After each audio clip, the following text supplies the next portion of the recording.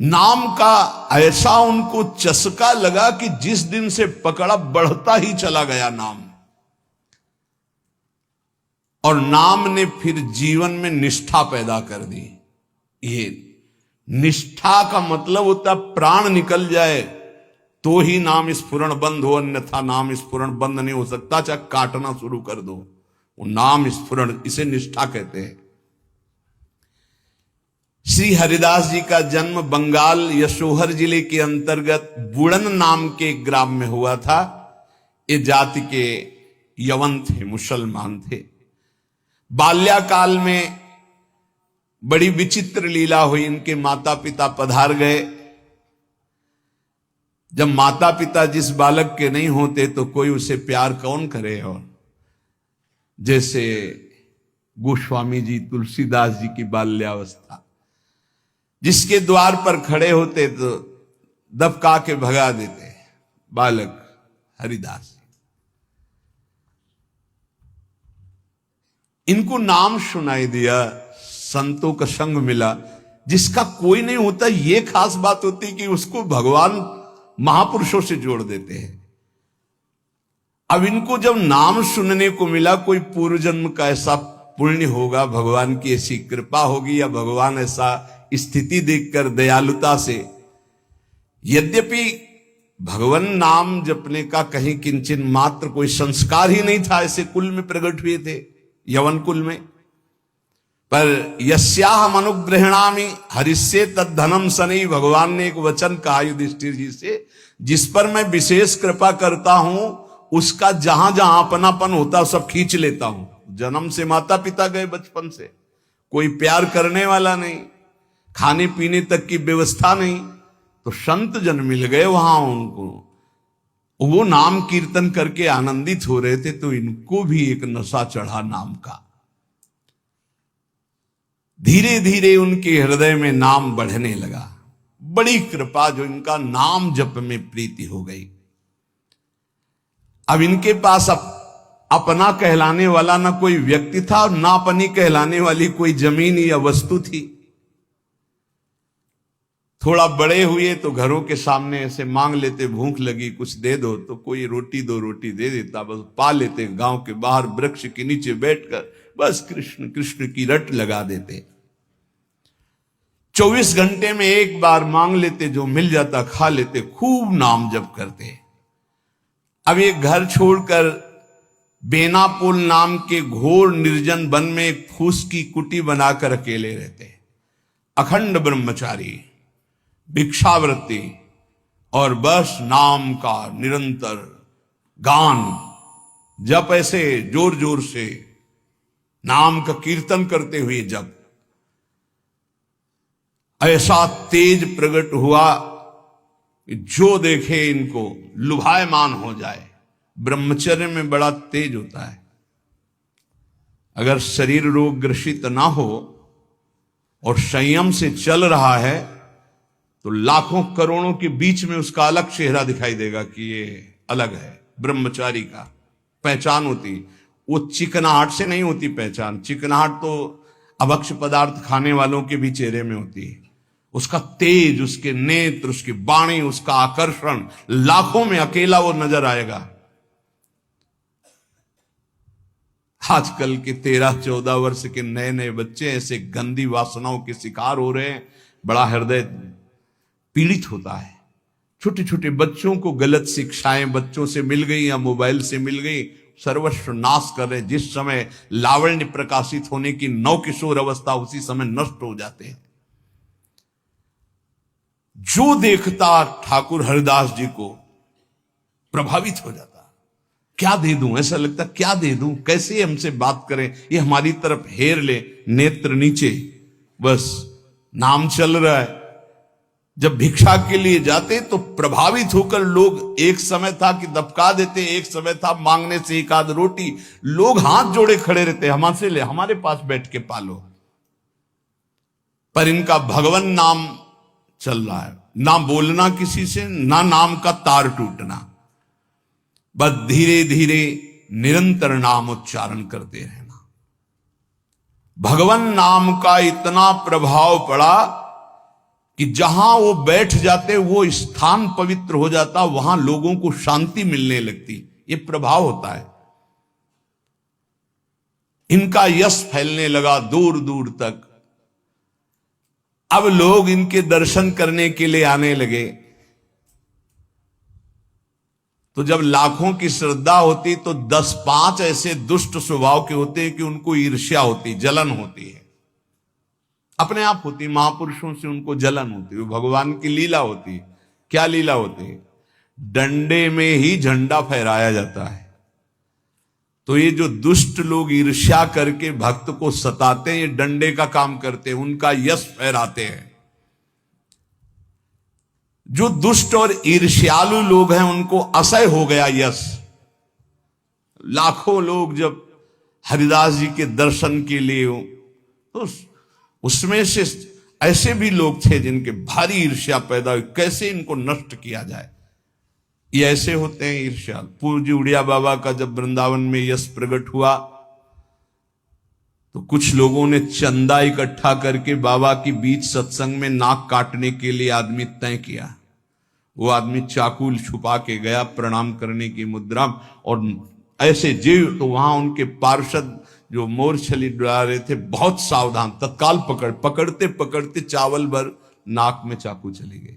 बाबा उनको तत्काल एकांत लाए, गुफा में ले गए और कहा, भैया हमने कभी कोई कटु वचन आपको कहा क्या? तो रो पड़ा। बोले, बाबा पैसे में, गरीब आदमी हूं मैं, पैसे में बिक गया। मुझे अमुक ने इतने रुपए दिए हैं और कहा इसके बाद इतने रुपए और देंगे। मैं हाथरस का हूं, मैं गरीब आदमी हूं, केवल पैसे के लिए काम। मैं आपको नहीं जानता था और हमसे कहा गया कि जाइए और ऐसा कर। बाबा मुझसे बहुत गलती। बाबा ने कहा कोई बात नहीं है। कुछ पैसे अपनी तरफ से दिलाए और कहा हाथरस की गाड़ी में बैठा के आओ। अपने जनों से कहा कसम हमारी है अगर इसको एक शब्द भी कहो। तो सम्मान पूर्वक उसे हाथरस सुरक्षित भिजवा दिया। अकारण द्वेष मानने वाले पैदा हो जाते हैं जब किसी का यश होता है। कैसे इनका यश नष्ट हो? ये ईर्ष्यालु एक रामचंद्र खां नाम के बड़े जमींदार थे। यार हमारे पास तो जमीन रुपया पैसा कोई नमस्कार नहीं करता है, 2 रोटी मांग के खाने वाला नाम जपा, इसको जिसको देखो प्रणाम करता चल। ये लगता है कौन भाई? बोले बाबा जी। बाबा जी यार, मतलब बाबा जी तो एक लगता है क्या यार, मतलब बाबा जी क्या है? उसको लगा मैं जमींदार हूं, रुपया है पैसा है, हमें तो कोई नमस्कार नहीं करता है, इसको जो देखो नमस्कार कर रहा है, कैसे इसका यश नष्ट करूं? तो पहला बाण होता है कामिनी। जब कभी किसी को नीचा दिखाना होता है, ऐसा होता है। जब कभी किसी का यश होता है तो विविध प्रकार की माया के पार्षद अपना प्रयास करते हैं। तो उसने विचार किया कि इसका कैसे नाश किया जा सकता है, कैसे नीचा दिखाऊं, इसके बड़े हुए यश को कैसे मिट्टी में मिलाऊं। जमींदार तो था ही, पैसे थे ही। उसने विचार किया कि इनके पतन करने के लिए, इनका पतन भी करूं उपहास भी करूं, दोनों बातें हो जाएंगी। उसने नवीन अवस्था की वैश्या 2 जो उसके परिचय में थी, उनमें से एक को देखा जो बहुत प्रवीण, बहुत सुंदर, बहुत चालबाज, चतुर।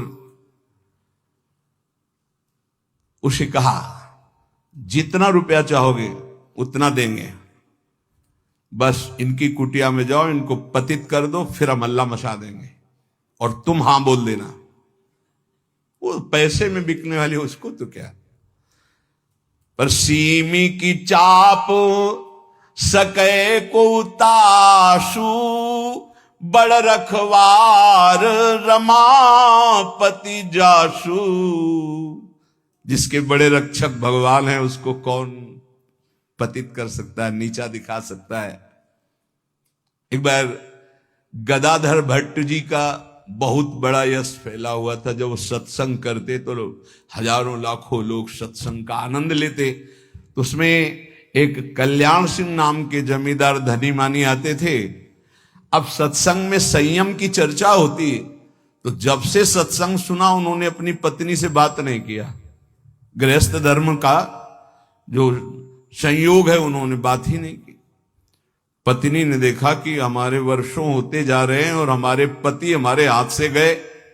यद्यपि उनके सौम्य बर्ताव, बड़ा साधुता का बर्ताव, पर वो काम से पीड़ित होकर के हमारे जीवन में आग लगाने वाला एक गदाधर भट्ट जी हैं। अगर ये कथा ना करते तो हमारे पति का स्वभाव ना बदलता और हमारा जीवन गृहस्थ धर्म नष्ट ना होता। देख लेंगे हम इनको। और वो जमींदार धन था। एक भिखारिन गली में जा रही थी मांगते हुए, बुलाया उसको, और गर्भवती थी। बोले तुम्हारे गर्भ का खर्चा, परिवार का खर्चा जब चाहोगे उतना धन देंगी, बस एक बात है। उसने विचार किया कि अगर गदाधर भट्ट पर अश्रद्धा हो जाएगी तो मेरे पति पुनः वापस हमें मिल जाएंगे, क्योंकि उन्हीं की बात पर वो आकर के ब्रह्मचर्य रह रहे हैं, संयम से रह रहे हैं। बोले तुम कथा के बीच में जाओ और कह दो जब ये नहीं था तब तो खूब आते थे और जब ये दे दिया तो आने बंद कर दिया, अब क्या व्यवस्था होगी इसकी, बस इतना तुझे बोलना है। वो जानती थी इतना बोलेगी कि लाखों की अश्रद्धा हो जाएगी। खूब सत्संग का रंग जमा हुआ था।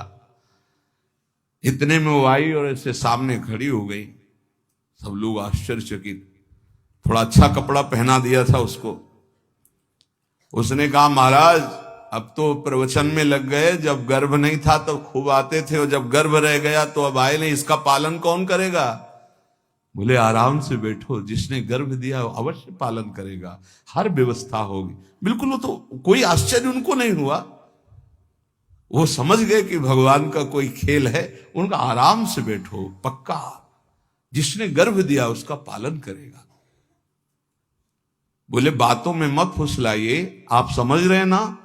अब काना फूसी हो, ये ऐसा भी है, हम तो ऐसा नहीं। अरे बोले हम तो पहले कह रहे थे। अब उनमें जो तर्क वाले, संशय वाले थे उनके गुट होने लगे, चर्चाएं होने लगी। अब हाहाकार मच गया। तो कुछ तो ऐसे भक्त थे जो प्राण दे दें, तो उनका ऐसा हो ही नहीं सकता, ऐसा नहीं हो सकता। वो एकदम पागल हो गए कि ऐसा नहीं हो सकता। इसके बाद धीरे से सामने से गए, उसको इशारा किया बैग के लिए। वो उठी, पीछे आई। सत्य बोल, अगर सत्य नहीं बोली तो उसने कहा कि हमें क्षमा किया जाए। जब भय चारों तरफ से 50 आदमी श्रद्धालु कि मैं मर सकता हूं लेकिन मार नहीं सकता, ऐसा समझ गई कि मार डाली जाऊंगी। तो उसने कहा एक कोई कल्याण सिंह गए इनमें कथा सुनने वालों में, तो राजपूत थे तो तलवार सब। वो हाँ मेरा नाम। बोले तो आपकी पत्नी ने इतनी हमको स्वर्ण मुद्राएं दी है और इतनी बाद में देने, केवल ये बोलने को कहा था, सो मैं बोल चल सभा में बोल। सभा में बुलवाया और भागे अपनी पत्नी के। गदाधर भट्ट जी ने कहा यही कथा सुना। अरे वो तो विकार से पीड़ित हो रही, तुम तो सत्संगी हो, धैर्य धारण को कुछ नहीं। क्या ये भगवान की अनुकूल प्रतिकूल माया की लीलाएं होती रहती। शांत, पुनः सत्संग शुरू। और कहा मैं वचन दो हमारे सामने कि तुम अपनी पत्नी को एक शब्द भी नहीं कहोगे। और देखो गृहस्थ में संयम का ब्रह्मचर्य रहा जाता है, उसमें अखंड ब्रह्मचर्य नहीं रहा जाता। पाणी ग्रहण किया है तो संयम पूर्वक, जितना आप प्यार पूर्वक संयम से ब्रह्मचर्य रहो, फिर गृहस्थ धर्म का समझाया उनको। तो बड़े बड़े महापुरुषों के जीवन में होता है। रामचंद्र खान ने एक वैश्या से कहा तुम जितना रुपया मांगोगे देंगे, इनको भ्रष्ट कर दो, फिर हल्ला मचा देंगे, फिर इनका सब यश धूल दूषित हो जाएगा। पर उनको ये नहीं पता था कि ये भगवान के दास हैं, इनकी सुरक्षा स्वयं भगवान करते हैं। करो सदा तिनके रखवारी, जिम बालक राखे महतारी। जैसे मां दिखाई नहीं दे रही, बालक खेल रहा है, लेकिन पक्का मानिए मां की दृष्टि वहीं है, अपने बच्चे पे है। कहीं कोई ऐसी बात ना हो जाए जो हमारे बच्चे को दुख हो जाए। वो कार्य करती हुई एक दृष्टि में देखती रहती है। मेरे प्रभु अपने जन को हर समय देखते रहते हैं, हर समय से। जहां मेरा भक्त चरण रखे वहां रखूं मैं हाथ। बस लीला समझ पाना बहुत कठिन है भगवान की। संपूर्ण संसार एक तरफ विरोध करने लगे तो भी भक्त का बाल बांका नहीं हो सकता। जो होगा विधान भगवान की तरफ से होगा। पर नीच पुरुष अपनी नीचता से बाज नहीं आता। उसने 16 वर्षीय वैश्या को, जो बड़ी रूपवती थी, बड़ी प्रवीण थी, चालबाज थी, चतुर थी, उसको खूब श्रृंगारित करके भेजा, जाओ और उनको भ्रष्ट कर दो। जंगल में रहते थे। उसको भी गर्व था कि कोई ऐसा पुरुष पैदा नहीं हुआ जिसको मैं चाहूं और भ्रष्ट न कर सकूं। पर उसको क्या पता था कि परम पुरुष का दास ऐसा होता है। हरिनाम में डूबे हुए श्री ठाकुर हरिदास जी उसकी कुटिया में गए। ठाकुर हरिदास जी ने कृष्ण कृष्ण कृष्ण शांत बैठे हो अपने कृष्ण कृष्ण, बार बार बोलना चाहती कुछ बात कर, हरे कृष्ण हरे कृष्ण। सुबह से गई पूरी शाम हो गई, कृष्ण कृष्ण कृष्ण। जहां वो कुछ बात करने को होती, मां हमारा नाम पूरा हो जाए, फिर वहां 1000-2000 नाम थोड़ी, लाखों की संख्या में 3 लाख नाम तो जोर जोर से जपते थे। वो बार बार बैठी उनकी मुख कांति को देखती रहती, बैठी रही। शाम हुई, सोचा रात्रि में बात तो हो ही जाएगी। वैसे तो 3 लाख नाम जप करके फिर लघु शंका आदि कभी उठते, आज उठे ही नहीं, पूरी रात्रि भी नाम चल रहा है। वैश्या फिर गई, श्रृंगार वंगार करके फिर दोबारा आई, फिर नाम कीर्तन। जब बीच में बोलने की बात करती तो हरे कृष्ण कृष्ण। कितनी कृपा वैश्या के ऊपर। ऐसे महापुरुष को बराबर देख रही, उनका नाम सुन रही। तीसरे दिन एकदम विचलित होकर के, आप हमसे बात क्यों नहीं करते? रुके, हाथ जोड़ा और कहा आपसे अच्छे से बात करूंगा। हमारी नाम जप की अभी संख्या पूरी नहीं हुई, उसको पूरी हो जाए। ऐसे अमृतमय वचन की हृदय एकदम हाय मच गया। ये क्या? वैसे मैं पापनी हूं, नीच हूं, गंदा आचरण करती हूं, ऐसे महापुरुष के लिए गंदी बात सोच रही। 3 लाख नाम की फिर तार चल पड़ा। हरे कृष्ण उच्च स्वर से रोने लगी। वो शुरू हो गई, हरे कृष्ण। साथ में हरिदास जी ने देखा, अब क्या महापुरुषों का प्रभाव। हरिदास जी अब बोले, अब बात कर सकती हो। तो बात करने लायक नहीं रह गई थी। अश्रुप प्रवाह चल रहा था और कृष्ण नाम चल रहा था। उठी और चरणों में लौट गई, का धिक्कार है मुझ निज पापनी को कि आप जैसे महापुरुष के लिए मैंने गंदी बात सोची, मुझे क्षमा कर दीजिए। चिल्ला चिल्ला करके रोने लगी। उन्होंने कहा, दुखी नहीं होना, मेरे प्रभु तुम पर बहुत कृपा किए हैं। वो आंखों से आंसू बहाती जा रही, गदगद कंठ से कह रही, पतित पावन आप मुझे स्वीकार कर लीजिए, मैं आपकी चरणों की दासी हूं। आप तो अहेतु की कृपा करने वाले परम दयालु हैं। आप पात्र और अपात्र का विचार न कीजिए, मुझ जैसी नीच को स्वीकार कर लीजिए। और चिल्ला चिल्ला के रोने लगी। हरिदास जी ने कहा, जो नाम सुन रहा है वो नीच कैसे हो सकता है? उन्होंने कहा, आप मुझे जानते नहीं, मैं वैश्या हूं, मैं लोक निंदित हूं, मैं बहुत ही गंदी हूं। मैं खोटी बुद्धि से आपको भ्रष्ट करने आई थी। हरिदास जी ने कहा, इस समय आपके हृदय में क्या है? बोले, भगवान बस आपकी दास्ता, आपके आदेश का इंतजार। मैं क्या करूं? मुझे आदेश कीजिए। मैं नीच कैसे पवित्र हो सकती हूं? मैं आपकी शरण में हूं, आप मेरा उद्धार कीजिए। हरिदास जी ने कहा, देवी अब तुम वैश्या नहीं रही, उठो। मेरे प्रभु बड़े पतित पावन हैं, उनका नाम उनसे भी महान है, क्योंकि प्रभु को अधीन कर लेता है। मेरे प्रभु के नाम में कोई भेदभाव नहीं, कोई भी जप सकता है, कोई भी अपना परम कल्याण कर सकता है। मेरे प्रभु के नाम में इतनी सामर्थ्य है कि कोई इतना पाप इकट्ठा ही नहीं कर सकता जितना नाम में पाप नाश की सामर्थ्य है। तुमने जो पाप कर्म से पैसा पैदा किया है, आज से उसका प्रयोग मत करना, उसे हटा दो, उसे दे दो, गरीबों को बांट दो।